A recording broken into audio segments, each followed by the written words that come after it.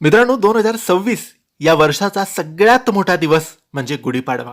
हो, कारण गुढीपाडवा ज्या दिवशी येतो त्या दिवशी हिंदू नववर्ष सुरू होते. या दिवशी चैत्र महिना सुरू होतो. चैत्र महिन्याचा पहिला दिवस असतो. म्हणून गुढीपाडवा नवीन वर्षाचा पहिला दिवस आणि त्यासोबत या दिवशी चैत्र नवरात्र सुद्धा सुरू होत असते. म्हणून हा दिवस अत्यंत महत्त्वाचा आणि खूप मोठा मानला जातो. म्हणून यावर्षी गुढीपाडव्याला तुम्ही जीही पूजा कराल तुमच्या घरात, त्या पूजेमध्ये ही वस्तू तुम्ही ठेवायला अजिबात विसरू नका. कारण ही वस्तू सोने चांदीपेक्षा मौल्यवान आहे आणि ही वस्तू पूजल्याने घरात बरकत येते, लक्ष्मीचा वास होतो, पैसा टिकतो, पैसा येतो, व्यापार चांगला चालतो, नोकरीत प्रगती होते. 19 मार्च गुरुवारच्या दिवशी गुढीपाडवा आहे.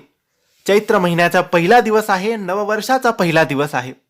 म्हणून या दिवशी आपण आपल्या घरामध्ये जीही छोटी मोठी गुढीपाडव्याची पूजा करणार असाल, तुमच्या परंपरेनुसार तुम्ही जीही पूजा दरवर्षी करता, जशी करता तशीच करावी. पण त्या पूजेमध्ये ही वस्तू नक्की ठेवावी. ही वस्तू लक्ष्मीची आवडती वस्तू आहे. ही लक्ष्मी घरात बरकत आणते. आता ही लक्ष्मीची वस्तू कोणती? तर ही वस्तू आहे कवडी. हो, तीही पिवळ्या रंगाची कवडी तुम्हाला घ्यायची आहे.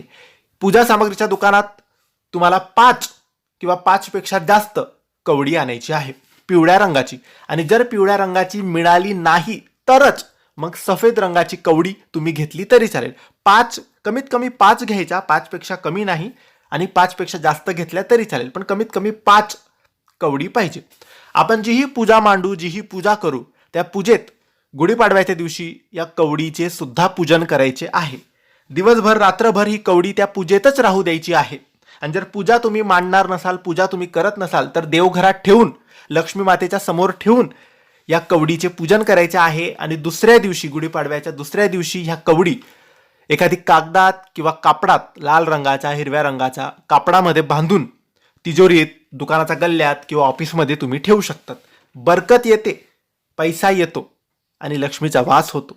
म्हणून नक्की ही वस्तू पूजायला विसरू नका. धन्यवाद.